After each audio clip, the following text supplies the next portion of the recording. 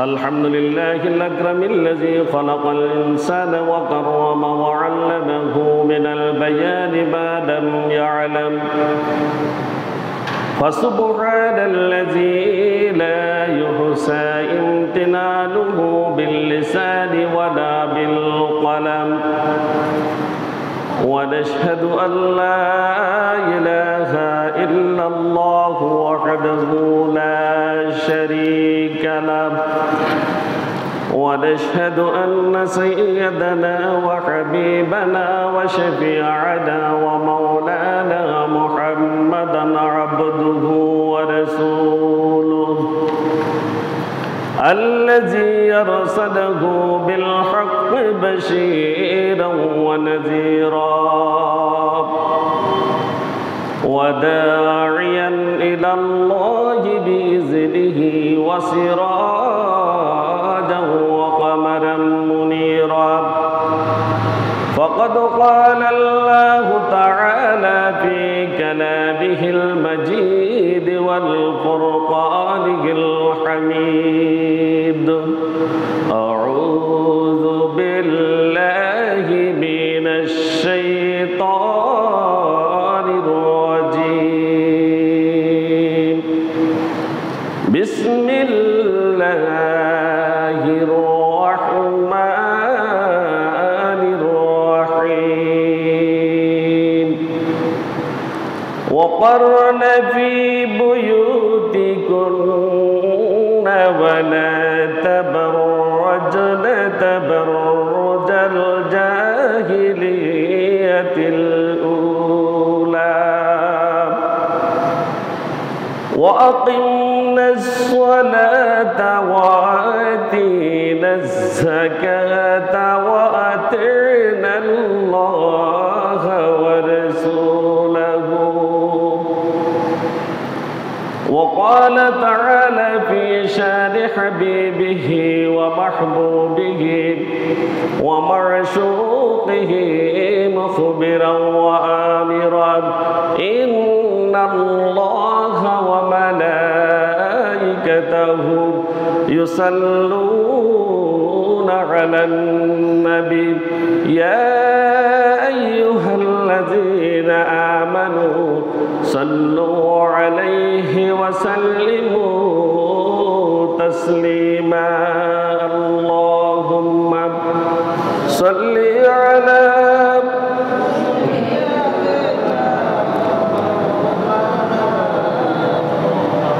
وعلى آل سيدنا مولانا محمد محمد الشهد شكر جل اللهم صل على سيدنا مولانا محمد وعلى آل سيدنا مولانا محمد চন্দ্র সূর্য গ্রহ তারা লক্ষ কোটি মখলুকাত দরুদ পড়ে সালাম পড়ে তোমার নামে দিবারাত আল্লাহুম্মা সাল্লি আলা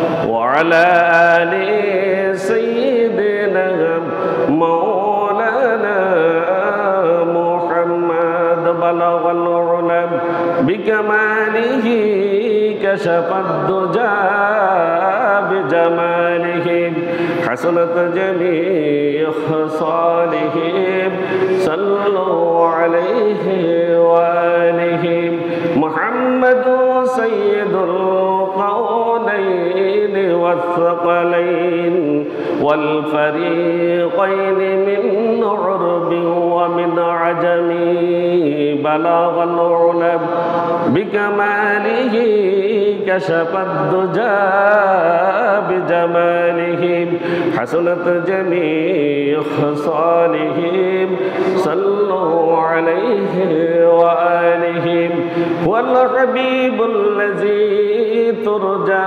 شفاعته لكل هول من الأهوال المقتحم بلغ العلا بكماله كشف الدجى بجماله حسنت جميع خصاله صلوا عليه وآله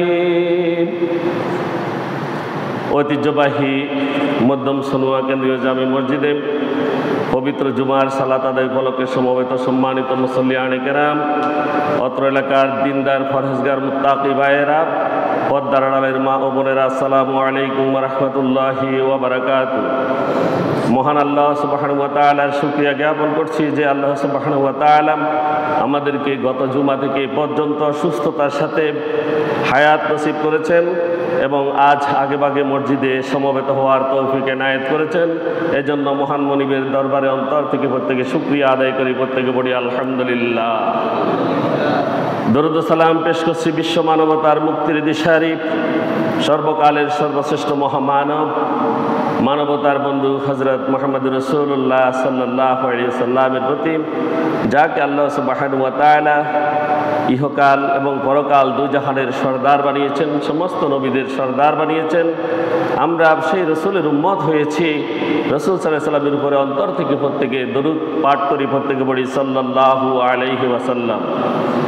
সম্মানিত হাজিরিন, আজ হচ্ছে 8ই জিলকাদ 1445 হিজরি, 3রা জ্যৈষ্ঠ 1431 বঙ্গাব্দ, 17ই মে 2024 খ্রিস্টাব্দ।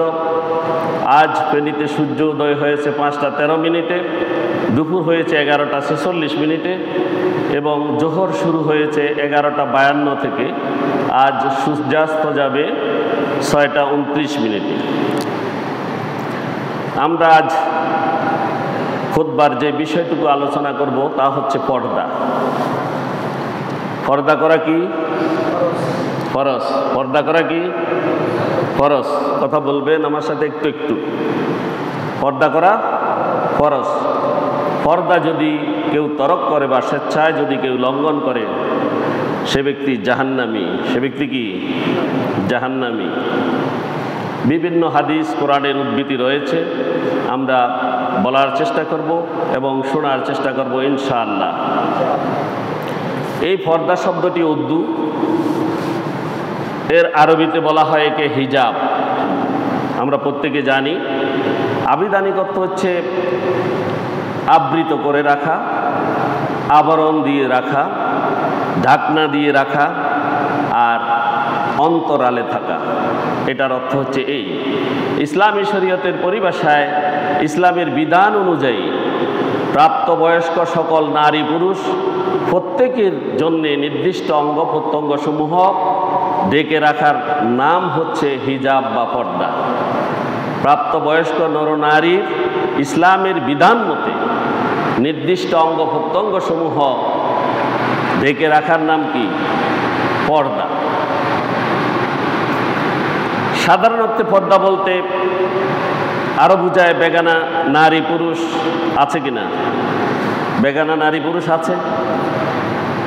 এরপরে এদের থেকে নিজেদের মন মানসিকতা, চোখ কান জবান ইত্যাদি হেফাজত করা, যৌন জীবনকে পবিত্র রাখা, এটার নামও হচ্ছে পর্দা।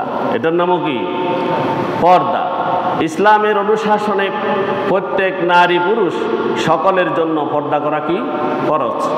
সকলের জন্য পর্দা করা ফরজ। সম্মানিত মা বোনেরা, আপনারা আজকের পর্দা পুরুষের সাথে যেমন আল্লাহ তাআলা পর্দার কথা বলেছেন, তেমনি নারীদের জন্য আরও কঠোরভাবে বলেছেন। আমরা যে যেখান থেকে শুনছি পর্দার কথাগুলো হৃদয়ঙ্গম করার চেষ্টা করব ইনশাআল্লাহ, এবং নিজের জীবনে মেনে চলার চেষ্টা করব। কেননা পর্দা অশ্লীলতা, বেহায়াপনার পথ বন্ধ করে দেয়, সমাজকে কলুষ মুক্ত করে, পাপাচার মুক্ত করে। পর্দা জেনার পথ সম্পূর্ণ বন্ধ করে দেয়। অপরপক্ষে পর্দা সমাজে প্রতিষ্ঠিত না থাকার ফলেই জেনার পথ সমাজে খুলে আছে, ঠিক কিনা? আপনারা জবাব দিচ্ছেন না, আমার কথা বুঝছেন না। পর্দা না থাকার কারণে আমাদের দেশে জেনা ব্যভিচার চালু আছে, এই কথার সাথে আপনারা একমত কিনা? পর্দা যদি থাকতো তাহলে কি জেনা ব্যভিচার চলতো? অবশ্যই না। অথচ আল্লাহ সুবহানাহু ওয়া তাআলা বলেন, তোমরা এই জেনার কাছেও যেও না, জেনার কাছেও যেও না। জেনার অনেক সংজ্ঞা আছে, সেগুলো ইনশাআল্লাহ আমরা আস্তে আস্তে জানবো। মুমিন পুরুষকে আল্লাহ সুবহানাহু ওয়া তাআলা পর্দা করার নির্দেশ দিয়েছেন। যারা মুমিন নয় তাদের তো পর্দার দরকার নেই, আসেনি? কথা খেয়াল করেন, মুমিন নয় যারা, তারা তো পর্দা এমনিতে মানে না। তা আল্লাহ তাআলা মুমিনদেরকে উদ্দেশ্য করে বলছেন, মহান আল্লাহ সুবহানাহু ওয়া তাআলা সূরা নূরের 30 নং আয়াতে ইরশাদ করেছেন, কুল্লিল মুমিনিনা ইয়াগুদ্দুনা মিন আবসারিহিম ওয়া ইয়াহফাযু ফুরুজাহুম যালিকা আযকা লাহুম ইন্নাল্লাহা খাবীরুম বিমা ইয়াসনাউন। আল্লাহ সুবহানাহু ওয়া তাআলা বলছেন, তার নবীকে ডেকে বলছেন, হে নবী আপনি বলুন, হে নবী আপনি ঘোষণা দিয়ে দিন, লিল মুমিনিনা, কাদেরকে? মুমিনদেরকে। কাদেরকে? যারা মুমিন, আল্লাহর প্রতি ঈমান এনেছে, এই কথা যারা ঘোষণা করেছে, সেই সকল মুমিনদের কাছে আপনি ঘোষণা করে দিন, ইয়াগুদ্দুনা বিন আবসারিহিম, ইয়াগুদ্দুনা, তারা যেন সংযত করে ফেলে, তারা যেন হেফাজত করে ফেলে, তারা যেন সংযত হয়, সংযম অবলম্বন করে, মিন আবসারিহিম, তাদের চক্ষুগুলোকে, তাদের দৃষ্টিশক্তিকে তারা যেন সংযত করে। সংযত করে মানে সমূহ বিপদ থেকে বাঁচিয়ে রাখে, বিপদ থেকে বাঁচিয়ে রাখে। ওয়ায়াহফাযু ফুরুজাহুম, ওয়ায়াহফাযু, এবং তারা সংরক্ষণ করে বা হেফাজত করে, ফুরুজাহুম, তাদের লজ্জাস্থান সমূহকে। কোনগুলোকে? লজ্জাস্থান সমূহকে যেন তারা হেফাজত করেন। যালিকা আযকা লাহুম, আমি আল্লাহ তাআলা ঘোষণা করছি, যদি তারা তাদের দৃষ্টিকে সংযত করে এবং তাদের লজ্জাস্থানকে যদি হেফাজত করে, আমি আল্লাহ ঘোষণা করছি তারা পবিত্র। তারা কি? পবিত্র। এটাই হচ্ছে তাদের জন্য পবিত্রতম কাজ। ইন্নাল্লাহা খাবীরুম বিমা ইয়াসনাউন। আল্লাহ বলছেন, নিশ্চয় তারা যা করে মহান আল্লাহ রাব্বুল আলামিন সে সকল বিষয়ে অবহিত রয়েছেন। তারা গোপনে করুক, প্রকাশ্যে করুক, আর তারা মনের অজান্তে করুক আর মন মানসিকতা দিয়ে করুক, সব কিছু কে জানেন? কে জানেন? আল্লাহ সুবহানাহু ওয়া তাআলা। আল্লাহ তাআলা সেই কথাই বলছেন, নিজের স্ত্রী, মুহাররাম নারী, নারীদের ছাড়া কাউকে নজর দেয়া হারাম, ঠিক কিনা? কাদেরকে? নিজের স্ত্রী, নিজের স্ত্রী এবং মাহরাম যারা, ওই সমস্ত নারী ছাড়া আর কাউকে মন ভরে দেখা কি হারাম? মন ভরে দেখা কি হারাম? মাহরাম কারা? যাদেরকে বিয়ে করা নিষিদ্ধ, যাদেরকে বিয়ে করা নিষিদ্ধ। পুরুষদের জন্য 14 জন আছে, নারীদের জন্য 14 জন। নারীদের জন্য 14 জনকে বিয়ে করা হারাম, পুরুষদের জন্য 14 জনকে বিয়ে করা হারাম। এরা হচ্ছে মাহরাম, এদেরকে বলা হয়। এরা ছাড়া অন্য কারো দিকে আর তাকানো জায়েজ নেই। তাকানো কি নেই? জায়েজ নেই। একবার যদি কেউ ভুল ক্রমে কোনো নারীর দিকে যদি তার দৃষ্টি পড়ে যায়, তাৎক্ষণিকভাবে সে দৃষ্টি সেখান থেকে ফিরিয়ে নেবে।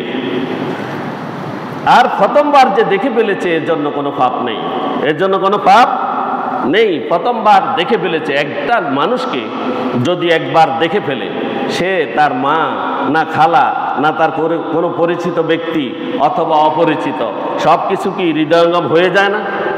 যায় কি না? যায়।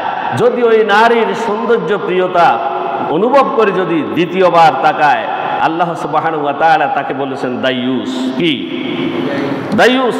পুরুষদের মধ্যে এরকম দায়ুস আছে। দায়ুসের অনেক সংজ্ঞা আছে, আমি বলবো ইনশাআল্লাহ। তাহলে নজর যদি পড়ে যায় কারো প্রতি, তাহলে সেদিক থেকে নিজের চেহারাকে ফিরিয়ে নিতে হবে। প্রথম দৃষ্টিতে আকর্ষণীয় মনে হলে সেখানে দ্বিতীয়বার দৃষ্টিপাত করা নাজায়েজ এবং সেটি ক্ষমাযোগ্য অপরাধ নয়। কথা বুঝছেন কি বলছি? দ্বিতীয়বার মনের খায়েশে আবার তাকানো এটা নাজায়েজ। এ ধরনের দেখাকে রাসূল সাল্লাল্লাহু আলাইহি ওয়াসাল্লাম বলেছেন চোখের জেনা। কিসের জেনা? চোখের জেনা।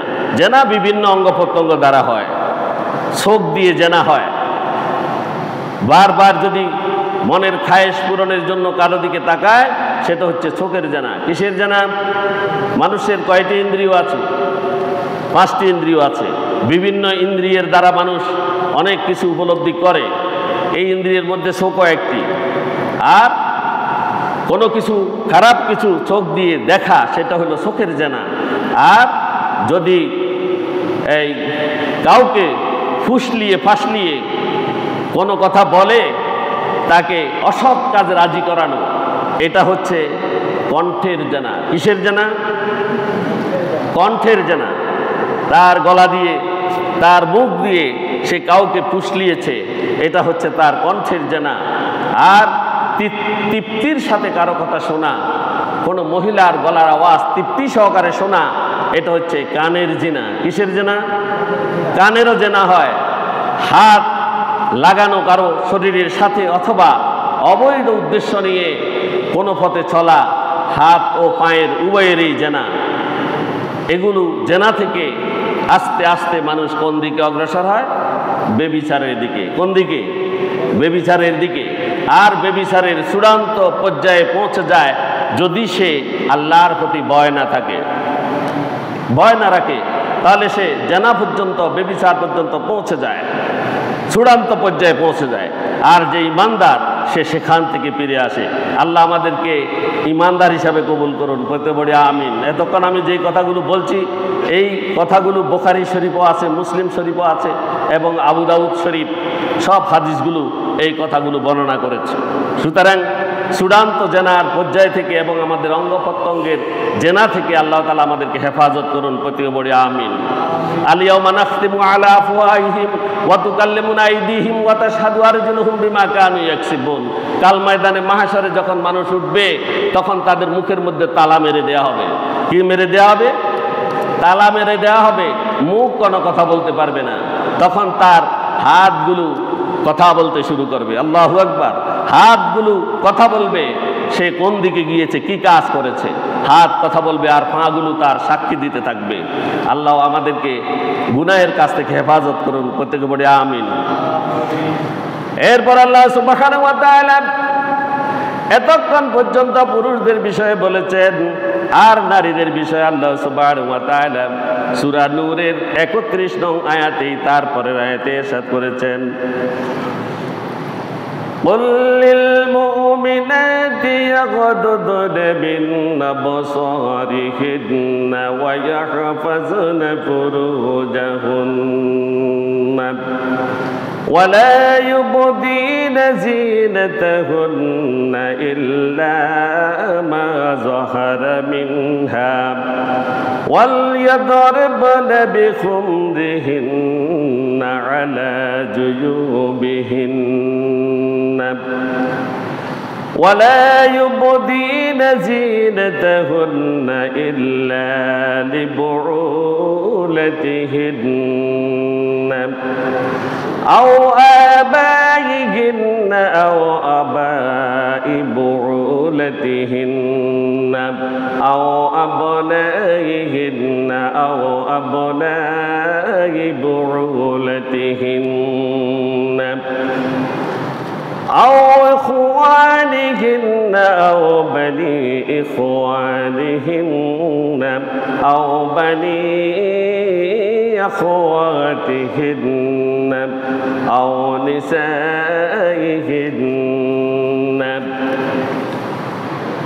أو ما ملكت أيمانهم أو التابعين غير أولي الإربة من الرجال أو الطفل الذين لم يظهروا على عورات النساء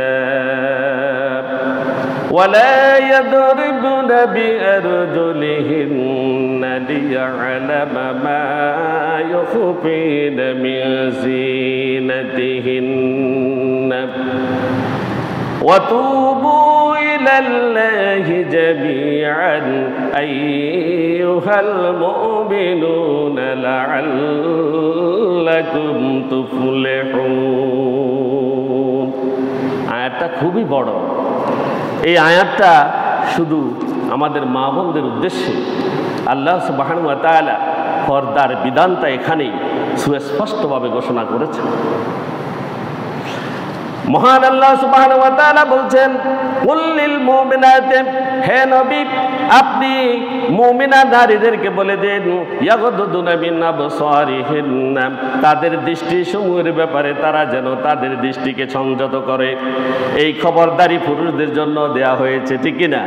পুরুষদের জন্য আগের আয়াতে দেয়া হয়েছে পুরুষরা যেন তাদের চক্ষুকে যেন হেফাজত করেন, পুরুষরা যেন তাদের দৃষ্টিকে সংযত করে। আর নারীদের ক্ষেত্রে একই কথা বলা হয়েছে, ইয়াগদুদুনা মিন আবসারিহিন্না, তাদের দৃষ্টি সমূহের ব্যাপারে তারা যেন সংযত হয়ে যায়। দৃষ্টিটা আসল জিনিস। দৃষ্টিটা কি আসল জিনিস? এটা দিয়ে মানুষের সবকিছু পরিবর্তন হয়, ঠিক না? চোখ দিয়ে শয়তান ঢুকে, চোখ দিয়ে শয়তান ঢুকে, এজন্য চোখকেই হেফাজত করতে হবে।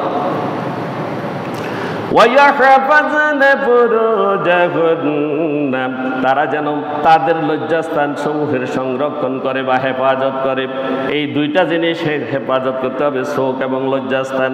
চোখ এবং লজ্জাস্থান দুইটাকে হেফাজত করার জন্য বলা হয়েছে, ওয়ালা ইউবদিনা যিনাতাহুন্না, এবং তারা যেন তাদের দৈহিক পোশাকের সৌন্দর্য প্রদর্শন না করে। দৈহিক পোশাকের সৌন্দর্য যেন প্রদর্শন না করে। ভালো পোশাক পরার জন্য বলছে কিনা? বলছে। আল্লাহ তাআলা ভালো পোশাক পরার জন্য বলছে নেই? বলছে। পোশাক আবিষ্কার করছে কে? আল্লাহ সুবহানাহু ওয়া তাআলা। পোশাক কে দিয়েছেন? আল্লাহ দিয়েছেন। এই পোশাকের সৌন্দর্য আল্লাহ তাআলা সৃষ্টি করেছেন এবং সুন্দর পোশাক পরার জন্য বলেছেন। কিন্তু নারীদেরকে বলা হচ্ছে খবরদার, ওই পোশাক পরে পোশাকের সৌন্দর্য পর পুরুষের কাছে তুমি বেরিও না, এই সুন্দর তুমি দেখাইও না। ইল্লা মা যাহারা মিনহা, আমি তোমাকে যেই পোশাক দিয়েছি এই পোশাকগুলোর সৌন্দর্য বাইরে দেখাবে না, কিন্তু কিছু কিছু সময় আছে যেখানে তোমার গুপ্ত অঙ্গগুলো এমনিতে প্রকাশ পেয়ে যায়। যেমন কোনো নারী যদি রাস্তা দিয়ে বের হয়, যদি তাকে পথে যদি তাকে বৃষ্টি পায়, যদি সে ভিজে যায়, তাহলে তার কিছু অঙ্গ স্পষ্ট হয়ে যায় কি না? এটাতে কোনো পাপ নেই। আর যদি কোনো মহিলা গায়ে ওড়না দিল অথবা শাড়ির আঁচল দিল, আর বাতাস সেখান থেকে সেটাকে কি করলো? সরিয়ে ফেললো, এটাতে কোনো দোষ নেই।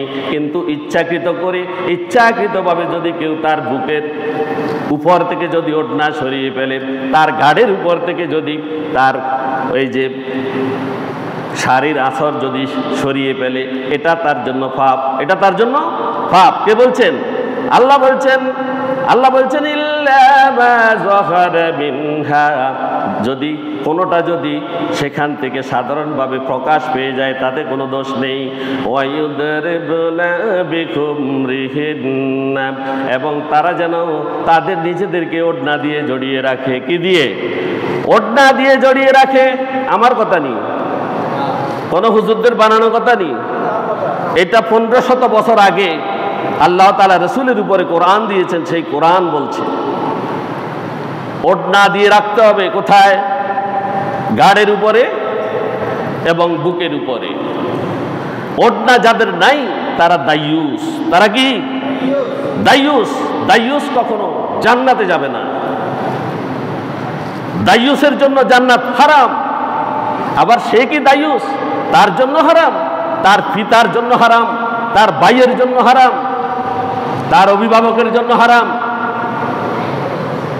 যদি ওই অভিভাবক তার এই খোলামেলা চলাফেরাকে যদি সংবরণ করতে না পারে, এবং খোলামেলা চলাফেরাকে যারা অনুমোদন দেয় তারা দায়ুস। তারা কি?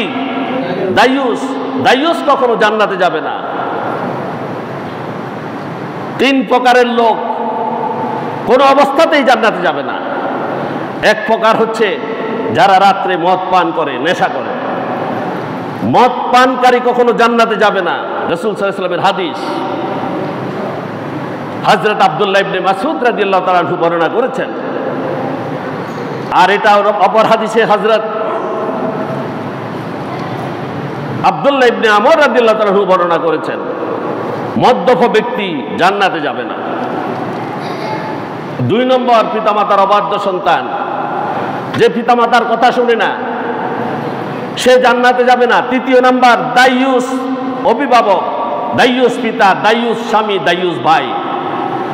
যার অধীনস্থ যে সময় রয়েছে, সে ওই সময়ে ওই নারীকে যদি সে পর্দার ভিতরে না রাখে, পর্দাতে রাখার জন্য যদি শাসন না করে, আর যদি সে বেপর্দা হয়ে যায়, তার এই বেপর্দার কারণে তারা প্রত্যেকে জাহান্নামে যাবে। কোথায়? জাহান্নামে যাবে। তাদের জন্য জান্নাত হারাম করা হয়েছে। সুতরাং আমরা যারা অভিভাবক আছি, আমাদের প্রত্যেকের উচিত আমাদের মেয়ে, আমাদের স্ত্রী, আমাদের সন্তান, আমাদের পুত্রবধূ এবং আমাদের যারাই আছেন নারী, যাদের সৌন্দর্য বাইরে প্রকাশ পেলে ফাসাদ সৃষ্টি হতে পারে, ফিতনা সৃষ্টি হতে পারে, তাদেরকে পর্দার ভিতরে রাখা, তাদেরকে পর্দার ভিতরে রাখা। যদি তারা বেপর্দা হয়ে যায়, আমার নামটা দাইয়ুসের খাতায় উঠে যাবে, আর দাইয়ুসের খাতায় উঠলে আমি জাহান্নামী। বুঝাইতে পেরেছি আমি? এটা হাদিস বলছি। এই বুকের ভিতরে ওড়না জড়িয়ে রাখতে হবে, আলা জুয়ুবিহিন্না, এবং তাদের বুক ও গাড়ির উপরে ওড়না বা শাড়ির আঁচল দিতে হবে।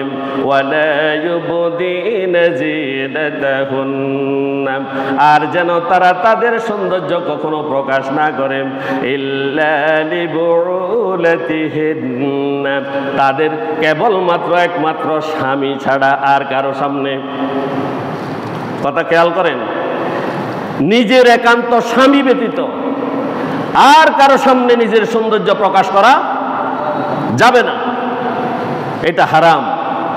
আর এখানে কিছু মুহরিম আছে, আমরা যেগুলো বলেছিলাম, আবাইহিন্না, তাদের পিতাগণের সামনে। তবে একটা কথা বলে রাখি, মুহরিম সহ প্রত্যেকের সামনে পর্দা করা ফরজ। প্রত্যেকের সামনে পর্দা করা ফরজ। পুরুষ পুরুষের সামনে, নারী নারীর সামনে তার গোপনাঙ্গ দেখাতে পারবে না। তার লজ্জাস্থান হেফাজত করতে হবে, পুরুষ পুরুষের সামনেও, মহিলা মহিলার সামনেও। আবার মুহরিম যারা, তাদের সামনে তো বেপরদায় যেতে পারবে না, তবে তাদের সামনে যদি সৌন্দর্য যদি ফুটিয়ে উঠে, তাতে কিছু হবে না। এখানে বলা হচ্ছে আও আবনাইহিন্না, আবাইহিন্না, তাদের পিতাদের সামনে। পিতা তো তার মেয়েকে বিয়ে করার কোনো ভয় নেই, আছে কিনা? নাই। আও আবাই বুউলাতিহিন্না, অথবা তাদের স্বামীদের পিতাদের সামনে যেতে পারবে, পারবে কিনা? পারবে। তবে পর্দা করতে হবে, পর্দা করতে হবে। এই যে সৌন্দর্যের কথা, সৌন্দর্য প্রদর্শন শুধু স্বামীর সামনে হবে, আর মুহরিমদের সামনে গেলে এটা পাপের কিছু নেই, তবে পর্দা করতে হবে। এই কথাটা আমি বারবার বলছি। আও আবনাইহিন্না, অথবা তাদের পুত্রদের নিকটে, আও আবনাই বুউলাতিহিন্না, এবং তাদের স্বামীদের পুত্রদের নিকট। এরা হচ্ছে মুহরিম। এরা কি? মুহরিম। আও ইখওয়ানিহিন্না, অথবা তাদের ভাইদের নিকটে। আও বানি ইখওয়ানিহিন্না, অথবা তাদের ভাইদের পুত্রদের নিকটে। আও বানি ইখওয়াতিহিন্না, অথবা তাদের বোনদের পুত্রদের নিকটে। আও নিসাইহিন্না, ওই সমস্ত নারী যাদের সাথে সে চলাফেরা করে, নিত্য যাদের সাথে তার দেখা হয়, মেলামেশা হয়, ওই সকল নারীর সামনেও সে সাজসজ্জায় থাকলে কোনো সমস্যা নেই। আও মা মালাকাত আইমানুহুম, ওই সমস্ত অধীনস্থ দাসীদের নিকটে করলে তাদের সৌন্দর্য যদি বেড়ে উঠে তাতে কোনো অসুবিধা নেই। আবিত্তাবিঈনা গায়রা উলিল ইরবাতি মিনার রিজাল, আর এমন অধীনস্থ পুরুষ যাদের জন্য কোনো যৌন কামনা বাসনা নেই, তাদের সামনে যাওয়াতে কোনো দোষ নেই, তাদেরও কোনো উদ্দেশ্য নেই।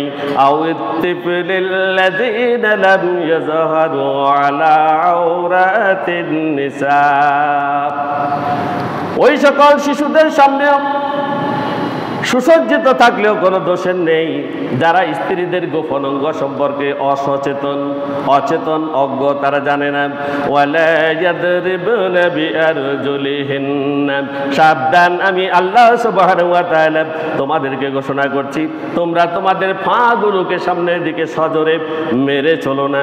লিয়ুলামা মা ইউখফুনা মিন জিনাতিহিন্না, যেই হাঁটার কারণে, জোরে হাঁটার কারণে, সজোরে পা সামনের দিকে চালানোর কারণে তার যদি সৌন্দর্য, যেই সৌন্দর্য সে লুকিয়ে রেখেছে সেই সৌন্দর্য যদি প্রকাশ পেয়ে যায়, এটা আমি বলে দিচ্ছি সাবধান। এজন্য তোমরা মহিলাদেরকে বলা হচ্ছে তোমরা সজোরে রাস্তা দিয়ে চলবে না। কিভাবে চলবে? ওয়ালা তামশি ফিল আরদি মারাহান, জমিনে বেশি আনন্দ করে চলিও না, জমিনে বেশি আনন্দ করে চলিও না। কিভাবে চলো? ওয়াকসিদ ফি মাশিকা, তোমার চলার পথকে তুমি ধীরস্থির করো। ওয়াগদুদ মিন সাউতিকা, তোমার গলার আওয়াজকে তুমি নামিয়ে রাখো। তাদের ক্ষেত্রে কথাগুলা, মহিলাদের ক্ষেত্রে তারা যেন দৃঢ় প্রত্যয়ে, দৃঢ় পায়ে সজোরে আঘাত করে সামনের দিকে যেন না চলে, সে কথা আল্লাহ তাআলা সাবধান করছেন। এরপর আল্লাহ সুবহানাহু ওয়া তাআলা বলছেন তুবু ইলাল্লাহি জামিআ, আমি পুরুষ এবং নারী উভয়কে বলছি তোমরা সম্মিলিতভাবে মহান আল্লাহর কাছে তওবা করো। কি করো? তওবা করো। ইয়া আইয়ুহাল মুমিনুন, হে মুমিনগণ, লাআল্লাকুম তুফলিহুন, আশা করা যায় তোমরা কল্যাণ লাভ করতে পারবে। যদি এমনটি হয়, যেই কথাগুলো বলা হলো এমনটি হলে তোমরা কল্যাণ লাভ করতে পারবে। পুরুষদের জন্য মাহরাম হচ্ছে 14 জন। কয়জন? 14 জন। আমি বলেছিলাম এই 14 জন মাহরাম, এদেরকে বিয়ে করা হারাম। এদেরকে বিয়ে করা কি? হারাম। এটা হচ্ছে মায়ের সমপর্যায়ের 5 জন। একটু সবাই খেয়াল করি, ভালো করি। মায়ের সমপর্যায়ের 5 জন, মা এবং তার সমপর্যায়ের 4 জন, মা সহ 5 জন। একটা হচ্ছে নিজের মা, একটা ফুফু, একটা খালা, একটা শাশুড়ি আর একটা দুধ মা। এই 5 জনকে বিয়ে করা কি? হারাম, যারা মায়ের সমতুল্য। এরপরে বলা হচ্ছে বোনের সমপর্যায়ের 5 জন আছে, বোনের সমপর্যায়ের 5 জন আছে, এদেরকে বিয়ে করাও হারাম। নিজ বোন, মায়ের মা অর্থাৎ নানি, কে? নানি। তারপরে কে? বাবার মা আছে না, দাদি, এটা তো বোনের পর্যায়ে নাকি? তারপরে আছে নাতনি, আপন ছেলের কন্যা বা মেয়েদের কন্যা। তারপরে হচ্ছে দুধ বোন। তারপরে কি? দুধ বোন। কয়জন হলো? 5 জন। অর্থাৎ বোনের সমপর্যায়ের 5 জন, মায়ের সমপর্যায়ের 5 জন, বোনের সমপর্যায়ের 5 জন। এদেরকে বিয়ে করা কি? হারাম। আর আছে 4 জন, এটা হচ্ছে মেয়ের সমপর্যায়ের। কার সমপর্যায়ের? মেয়ের সমপর্যায়ের 4 জন আছে। একটা হচ্ছে আপন মেয়ে, একটা হলো বাতিজি, আপন ভাইয়ের মেয়ে, বাগ্নি, আপন বোনের মেয়ে, আর একজন হচ্ছে ছেলের বউ।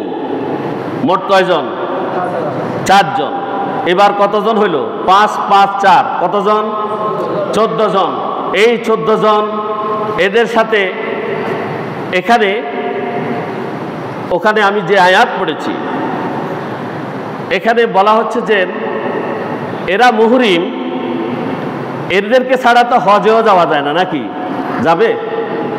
মুহরিমদেরকে ছাড়া হজেও তো যাওয়া যায় না, যায় না। এদের সাথে বিয়ে হারাম।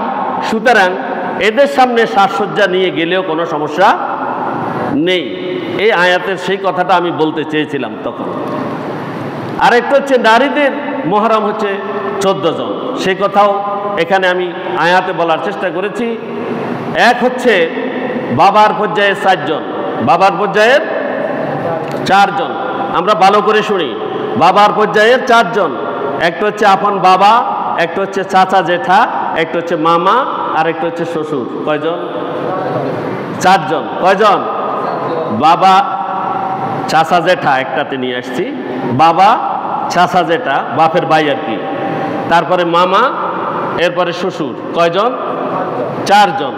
এই 4 জনকে কোনো নারী বিয়ে করতে পারবে না, এটা হারাম। তারপরে ভাইদের পর্যায়ের আছে 5 জন। কয়জন?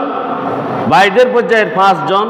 একজন হচ্ছে সহোদর ভাই, নিজের মায়ের পেটের আপন ভাই। সহোদর মানে মায়ের, একই মায়ের সন্তান, এই সহোদর ভাই।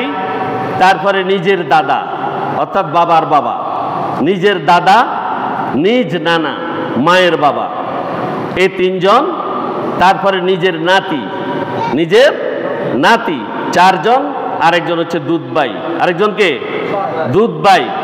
এই ভাইয়ের সমপর্যায়ের 5 জনকে বিয়ে করা কি নারীদের জন্য হারাম? নারীদের জন্য কি হারাম? আর ছেলের সমপর্যায়ের 5 জন আছে। ছেলের সমপর্যায়ের কয়জন? 5 জন। একটা হচ্ছে, 1 নম্বর হচ্ছে ছেলে, 2 নম্বর ভাইয়ের ছেলে, 3 নম্বর বোনের ছেলে, 4 নম্বর আপন মেয়ে জামাই, 5 নম্বর দুধ ছেলে। কয়জন? 5 জন। তাহলে আমি মোট কতজন বললাম? 14 জন। পুরুষদের জন্য 14 জন এবং নারীদের জন্য 14 জন। এই 14 জনকে বিয়ে করা কি হারাম। এদের সামনে মুহরিম যারা, তাদের সামনে গেলে, তারা তাকালে, তারা তো আর খারাপ দৃষ্টিতে তাকাবে না, তাহলে সেখানে কোনো পাপের কিছু নেই। কিন্তু এছাড়া বাহিরে তালতো ভাইয়ের সাথে তালতো বোন ঘুরতে যায়, এটা তো বড় জায়েজ নাকি? হ্যাঁ, রাসূল সাল্লাল্লাহু আলাইহি ওয়াসাল্লাম নারীদেরকে মেলাতে যেতে, বাজারে যেতে নিষেধ করেছেন। এখন যায় কিনা মেলাতে আর বাজারে? যায়। তারা কি দায়ুস কিনা? দায়ুস কিনা? দায়ুস। দায়ুসের পর্যায়ে যারা, তারা কোশ্চেন কালেও জান্নাতে যাবে না। এই দায়ুসরা তালতো ভাইয়ের সাথে ঘুরতে যায়। আর ওই সমস্ত মা বাপ যারা, তারাও দায়ুস। তারাও কি দায়ুস। আমি কি গরম করে ফেলছি? কথা গরম বলছি? সম্পূর্ণ রাসূল সাল্লাল্লাহু আলাইহি ওয়াসাল্লামের হাদিস এবং কোরআন। আমাদের সমাজে যদি এই পর্দার বিধান থাকতো, ইফতিজিং কি হতো? হতনি। আজকে যে এত আত্মহত্যা, অ্যাসিড নিক্ষেপ, এত কিছু হচ্ছে, হাসপাতালে ফাঁস দিয়ে ভর্তি হচ্ছে, এগুলো কি হইতো? হতো? আল্লাহর বিধান না মানার কারণে আজ সমাজের এই অবস্থা শুরু হয়েছে। আমার সাথে কি আপনারা একমত হতে পেরেছেন? অবশ্যই। রাসূল সাল্লাল্লাহু আলাইহি ওয়াসাল্লাম বলেছেন, কোনো পুরুষ অন্য কোনো পুরুষের অথবা কোনো নারী অন্য কোনো নারীর লজ্জাস্থানের প্রতি দৃষ্টিও দিতে পারবে না, এবং মৃত হোক জীবিত হোক, কোনো নারীর উরুর দিকে তাকানো যাবে না। যদি তাকায়, এটা তার জন্য হারাম। তার জন্য কি হারাম। তেমনি কোনো নারীও কোনো পুরুষের উরুর দিকে তাকাতে পারবে না, এটাও হারাম। নারীদের জন্য পুরুষের মতো দৃষ্টি সংযমের কথা বলা হয়েছে। পুরুষরা যেমন সংযম করবে দৃষ্টি, তেমনি নারীদের জন্য এটি বিধান করা হয়েছে পরপর 2টি আয়াতে। সূরা নূরের 30 এবং 31 নং আয়াত। ইচ্ছা করে ভিন্ন পুরুষদের দিকে তাকানো কোনো নারীদের কোনো মতেই উচিত নয়। আর ভিন্ন পুরুষের প্রতি দৃষ্টি যদি পড়ে যায়, তাহলে তাৎক্ষণিকভাবে আপনি আপনার দৃষ্টি ফিরিয়ে নেবেন। আর প্রত্যেকেই, পুরুষ নারী প্রত্যেকেই আপনার চক্ষু এবং আপনার লজ্জাস্থান, 2টি জিনিসকে শক্তভাবে নিয়ন্ত্রণ করবেন। একটা হচ্ছে লজ্জাস্থান, আর একটা কি চক্ষু। চোখ হচ্ছে সমস্ত রোগ ঢুকার প্রবেশ পথ। চোখ কি সমস্ত খারাপ কাজ ঢুকার প্রবেশ পথ হচ্ছে চোখ। এই চোখকে হেফাজত করতে হবে। নারীদের অবৈধ যৌন সম্ভোগ, উপভোগ ও অন্যের সামনে সতর উন্মুক্ত করা টোটালি হারাম। পুরুষ ও নারীর জন্য এটি সমপর্যায়ের একই বিধান। নারী ও পুরুষের সতরের সীমানা আলাদা। নারীদের সতর হাত ও মুখ ছাড়া সারা শরীর পুরাটা শরীর, শুধু কি হাত এবং তার মুখ ব্যতীত পুরাটাই নারীদের সতর। আর পুরুষদের সতর হচ্ছে নাভির উপর থেকে হাঁটুর নিচ পর্যন্ত। এই সতর কখনো যাতে তরক না হয়, এই সতর ধরে রাখা কি ফরজ। এটা কি ফরজ। এই সতরটাকে আমরা ঠিক করব ইনশাআল্লাহ। আর যদি কেউ ইচ্ছা করি যদি হাঁটার সময় একটু উপর দিকে তুলি ফেলি, ঘুমানোর সময় বিছানাতে গরম লাগতেছে তখনও যদি আমি তুলি ফেলি, তাহলে এটা আমার জন্য হারাম। এটা কি হারাম। এটা আইয়ামে জাহেলিয়াতের সাথে মিলে যাবে। কাদের সাথে? আইয়ামে জাহেলিয়াতের সাথে মিলে যাবে। সুতরাং আমাদেরকে এখান থেকে সাবধানতা অবলম্বন করতেই হবে। সম্মানিত হাজিরিন, পর্দা মানুষকে সম্মানিত করে, ঠিক কিনা? পর্দা কি অপমান করে মানুষকে? বলেন না, মানে আমার কথা বুঝেন না হয়তোবা। এই আপনারা কৃপণ কোনটা? আমার কথা বুঝেননি। পর্দা মানুষকে অপমান করে না সম্মানে দেয়? সম্মান দেয়। তাহলে আমরা নীরব কেন? মহান আল্লাহ সুবহানাহু ওয়া তাআলা সূরা আরাফের 26 নং আয়াতে ইরশাদ করেছেন, ইয়া বানি আদম ক্বাদ আনজালনা আলাইকুম লিবাসান ইউয়ারি সাওআতিকুম ওয়া রিশা ওয়া লিবাসুত তাকওয়া যালিকা খায়রুন যালিকা মিন আয়াতিল্লাহি লাআল্লাকুম ইয়াযাক্কারুন। আল্লাহ সুবহানাহু ওয়া তাআলা বলছেন, ইয়া বানি আদম, হে আদমের সন্তানেরা। আদমের সন্তান মানে শুধু আদম আলাইহিস সালামের ছেলে কিনা, নাকি আমরাও? আমরা কার সন্তান? আমরা কার? আদমের সন্তান। আমাদেরকে উদ্দেশ্য করে আল্লাহ বলছেন, গোটা দুনিয়ার সকল মানুষকে বলছেন, শুধু বাংলাদেশে বলছেন না, শুধু সৌদি আরব বলছেন না, পুরো পৃথিবীর সমস্ত আদম সন্তানকে একসাথে আল্লাহ বলছেন, ক্বাদ আনজালনা আলাইকুম লিবাসা, আমি আল্লাহ সুবহানাহু ওয়া তাআলা তোমাদের জন্য পোশাক অবতীর্ণ করেছি। পোশাক কে অবতীর্ণ করেছেন? কোনো সন্দেহ আসেনি? পোশাক তো কারখানাতে বানায়, হেরে জ্ঞান কে দিছে? কে দিয়েছে? আল্লাহ দিয়েছে। পোশাক বানানোর চিন্তা চেতনা সবকিছু কে করে দিয়েছেন? আল্লাহ করে দিয়েছেন। আল্লাহ সে কথাই বলছেন, আমি তোমাদের জন্য পোশাক অবতীর্ণ করেছি। ইউয়ারি, তোমরা ঢেকে রাখবেন, সাওআতিকুম, তোমাদের লজ্জাস্থান সমূহকে, ওয়ারিশা, তোমরা কি করবে? এই লজ্জাস্থানকে ঢেকে রাখার এটাই হলো তোমাদের জন্য সৌন্দর্য। আমি আল্লাহ সুবহানাহু ওয়া তাআলা এই পোশাকের মাধ্যমে তোমাদের উপরে সৌন্দর্য তুলে দিলাম। সুবহানাল্লাহ। কে দিয়েছে সৌন্দর্য? পোশাক সৌন্দর্য। পোশাক কি সৌন্দর্য? মানুষকে সুন্দর করে কিসে? পোশাকে। এই কথা কে বলছে? কোরআন। আমরাও তো জানি নাকি? এই কথা কি কোনো বিজ্ঞানী বলছে না কোনখান থেকে চলে আসছে? এটা কার কথা? আল্লাহর কথা। কোরআনে নাই এমন কিছু নাই। কোরআনে নাই এমন কিছু নাই। আল্লাহ এই পোশাকের কথা কোরআনেই বলেছেন। সূরা আরাফের 26 নং আয়াতে আল্লাহ বলছেন, ওয়ালিবাসুত তাকওয়া যালিকা খায়র, আমি আল্লাহ সুবহানাহু ওয়া তাআলা তোমাদেরকে যে পোশাক দিয়েছি, এই পোশাকের মধ্য থেকে তোমাদেরকে আমি সাবধান করে দিচ্ছি, তোমরা এমন পোশাক পরবে যেই পোশাকটা হচ্ছে তাকওয়ার পোশাক। কিসের পোশাক? তাকওয়ার পোশাক। যেই পোশাক পরলে আল্লাহকে ভয় করা হয়, যেই পোশাক পরলে আল্লাহ সুবহানাহু ওয়া তাআলা যেই গুপ্ত অঙ্গগুলো গোপন রাখা যায়, সেই পোশাককে তাকওয়ার পোশাক বলা হয়েছে। সেই তাকওয়ার পোশাক পরে তোমরা রাস্তায় নামো বা তোমাদের কাজে যাও। যালিকা মিন আয়াতিল্লাহ, আল্লাহ বলছেন এত যে সুন্দর, এত যে চাকচিক্য, সবকিছু আমি আল্লাহ সৃষ্টি করেছি। এটি আমার নিদর্শন। কার? আমার নিদর্শন। লাআল্লাকুম ইয়াযাক্কারুন, এই সৌন্দর্য এবং নিদর্শন আমি এই জন্যই তোমাদের উপরে দিয়েছি, যাতে তোমরা আমার প্রত্যেক উপদেশ গ্রহণ করতে পারো। আমার সব উপদেশ যেন তোমরা কি করতে পারো? গ্রহণ করতে পারো। এই জন্য আমি পোশাকের সৌন্দর্য তোমাদের উপরে বাড়িয়ে দিয়েছি। আল্লাহ সুবহানাহু ওয়া তাআলা বলেছেন, যারা পর্দায় থাকে, যারা পর্দায় থাকে, আল্লাহ সুবহানাহু ওয়া তাআলা তাদেরকে কাল কিয়ামতে ময়দানে মাহশরে কোনো কষ্ট দেবেন না। কি দেবেন না? কোনো কষ্ট দেবেন না। আল্লাহ সুবহানাহু ওয়া তাআলা সূরা আহজাবের 59 নং আয়াতে ইরশাদ করেছেন, ইয়া আইয়ুহান নাবিয়্যু ক্বাদ কুল লিআজওয়াজিকা ওয়া বানাতিকা ওয়া নিসাইল মুমিনিনা ইউদনিনা আলাইহিন্না মিন জালাবিবিহিন্না যালিকা আদনা আইয়ুরাবনা ফালা ইউযাইনা ওয়া কানা আল্লাহু গফুরার রহিমা। আল্লাহ সুবহানাহু ওয়া তাআলা বলেছেন, ইয়া আইয়ুহান নাবিয়্যু, হে নবীরা, হে নবী সকল, হে প্রিয় নবী মুহাম্মদ সাল্লাল্লাহু আলাইহি ওয়াসাল্লাম, তুমি শুনে রাখো, কুল, তুমি বলো, তুমি ঘোষণা করে দাও, লিআজওয়াজিকা, তোমাদের স্ত্রীদের মাঝে, কাদেরকে?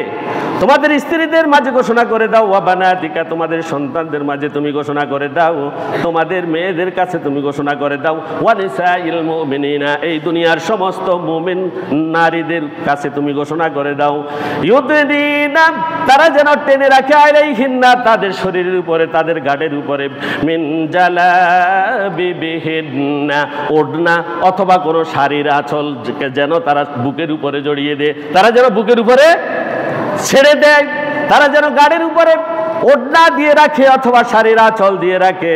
যালিকা আদনা ইউরাফুনা ফালা ইউযাইন।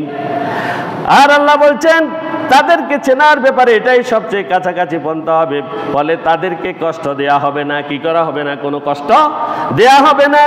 ওয়া কানা আল্লাহু গফুরার রহিমা, আল্লাহ তাআলা ক্ষমাশীল তাদের প্রতি, এবং তাদের প্রতি আল্লাহ সুবহানাহু ওয়া তাআলা দয়াশীল, দয়াদ্র হয়ে যাবেন কাল ময়দানে মাহশরে।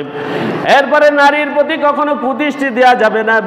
আল্লাহ সুবহানাহু ওয়া তাআলা যেমনি ভাবে মানব সমাজকে পর্দার কথা বলেছেন, তেমনি রাসূল সাল্লাল্লাহু আলাইহি ওয়াসাল্লামও বিভিন্ন হাদিসে উল্লেখ করেছেন।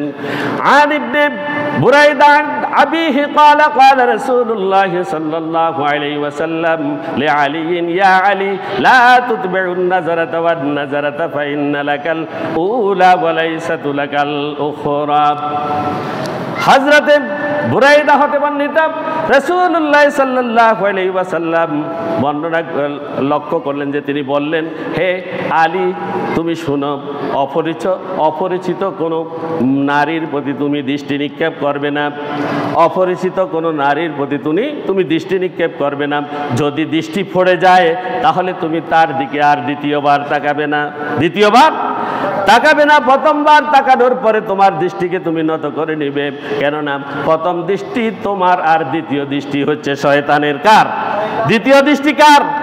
শয়তানের। সুতরাং দ্বিতীয়বার তুমি তাকাবে না। যদি তুমি দ্বিতীয়বার তাকাও তাহলে তুমি শয়তানের চোখ দিয়ে ওই নারীটিকে দেখলে, আর শয়তানের ঠিকানা হবে জাহান্নাম। কোথায়? শয়তানের ঠিকানা জাহান্নাম। আর এখানে অনেক কথা আছে, আমি ছেড়ে দিচ্ছি, ইনশাল্লাহ আগামী জুমায় আমরা আরো বিস্তারিত আলোচনা করব। এখানে আরেকটা কথা বলেই আমি শেষ করছি। সাজগোজ করে বের না হওয়ার নির্দেশ নারীদেরকে বেশি সাজগোজ করে বের না হওয়ার নির্দেশ কে দিয়েছেন? আল্লাহ সুবহানাহু ওয়া তাআলা। আল্লাহ তাআলা সূরা আহজাবের 32 নং আয়াতে ইরশাদ করেছেন, ওয়াকারনা ফি বুয়ুতিকুন্না ওয়া লা তাবাররাজনা তাবাররুজাল জাহিলিয়াতিল উলা ওয়া আকিমনাস সালাতা ওয়া আতিনাজ যাকাতা ওয়া আতি'নাল্লাহা ওয়া রাসূলাহু। আল্লাহ সুবহানাহু ওয়া তাআলা বলেছেন, ওয়াকারনা ফি বুয়ুতিকুন্না, তোমরা তোমাদের নিজ গৃহে অবস্থান করবে, ওয়ালা তাবাররাজনা তাবাররুজাল জাহিলিয়াতিল উলা, জাহিলি যুগের নারীরা যেভাবে বেপর্দা হয়ে তাদের ঘর থেকে বের হতো, তোমরা সেভাবে বের হবে না। দুনিয়ার সমস্ত মুসলমানগণ এক সময় তারা এই পর্দার বিধান নাজিল হওয়ার আগ পর্যন্ত কাবা শরীফও তারা তাওয়াফ করত উলঙ্গভাবে। তারা মনে করত উলঙ্গপনার মধ্যে তাদের কি লাভ বেশি, সওয়াব বেশি। তারা এই কথা মনে করত। তারা ইচ্ছা করে পুরুষদের চাইতে নারীরা বেশি উলঙ্গ ছিল। সেই উলঙ্গ নারীদেরকে সাবধান করে হুঁশিয়ার করে আল্লাহ তাআলা বলেছেন, সেই জাহিলি যুগের নারীরা যাহা যা করেছে সেই নারীদের মতো তোমরা আর একবারও খবরদার বের হবে না, একবারও তোমরা তোমাদের ঘর থেকে এইভাবে উলঙ্গপনা অবস্থায় বের হবে না। আর এটা হচ্ছে জাহেলিয়াতের রীতি। ওয়া আকিমনাস সালাতা ওয়া আতিনাজ যাকাতা, পর্দাটাকে স্পষ্ট করার পরে তোমাদের যে কাজগুলো তা হচ্ছে তোমরা আকিমনাস সালাতা, সালাত প্রতিষ্ঠা করবে, ওয়া আতিনাজ যাকাতা, এবং তোমরা যাকাত আদায় করবে, ওয়া আতিনাল্লাহা ওয়া রাসূলাহু, পর্দা এবং নানান বিষয় আল্লাহ এবং তার রাসূল যত কথা বলেছেন সমস্ত কথার উপরে তুমি কি করতে হবে? আনুগত্য করতে হবে। কি করতে হবে? আনুগত্য করতে হবে। আর যদি আনুগত্য যদি পিতার দ্বারা বিঘ্ন হয়, স্বামীর দ্বারা বিঘ্ন হয়, যদি ভাইয়ের দ্বারা বিঘ্ন হয়, তারা হবে দায়ুস। তারা কি হবে? দায়ুস। আর যারা এমন কর্ম করবে তারাও দায়ুস। দায়ুসের কোনো ঠিকানা জান্নাতে নাই। দায়ুসের কোনো ঠিকানা জান্নাতে নাই। দায়ুসের জন্য জান্নাত হারাম। জান্নাত হারাম। সুতরাং প্রিয় মুসল্লিয়ানে কেরাম, আমরা প্রত্যেকেই প্রাপ্তবয়স্ক হয়েছি, আমাদের সন্তান আছে, আমাদের স্ত্রী আছে, আমাদের মা বোনেরা আছে। প্রত্যেককে পর্দা রাখার দায়িত্ব কার? কার? ওমা, এতক্ষণ কি বললাম, আপনারা কি কর? এদেরকে পর্দা রাখার দায়িত্ব কার? যদি আমি না রাখি আমার ঠিকানা কোথায়? জাহান্নাম। কে বলছেন? আল্লাহ বলছেন, রাসূল বলছেন। আমরা দায়ুস যারা হয়ে যাব, দায়ুসের ঠিকানা জাহান্নাম। সুতরাং আমি যদি বাধা না দিই, আমি যদি তাদেরকে না রোখাই, তারাও জাহান্নামী হবে, আমরাও জাহান্নামী হয়ে যাব। সুতরাং পর্দার বিষয়ে আমাদের প্রত্যেককে খেয়াল করা উচিত। আল্লাহ রাব্বুল আলামিন আমাদেরকে পর্দার বিষয়ে কঠোর ও কঠিন হওয়ার তৌফিক দান করুন। প্রত্যেক বলি আমিন। ওয়া আখিরু দাওয়ানা আলহামদুলিল্লাহি রাব্বিল আলামিন। আসসালামু আলাইকুম ওয়া রাহমাতুল্লাহি ওয়া বারাকাতুহু।